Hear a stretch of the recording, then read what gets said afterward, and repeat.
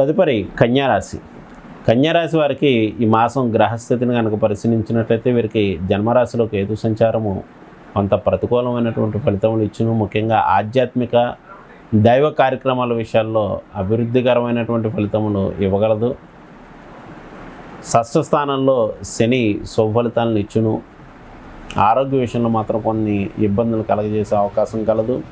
సప్తమ స్థానంలో రాహు జీవిత భాగస్వామి యొక్క సహకారం కొంత తగ్గించగలదు. అష్టమ స్థానంలో కుజుని యొక్క సంచారం ప్రతికూలమైనటువంటి వాతావరణం ఇవ్వగలదు. భాగ్యస్థానంలో రవి బుధ గురు శుక్రుల యొక్క సంచారం అభివృద్ధికరమైనటువంటి ఫలితములు ఇచ్చును.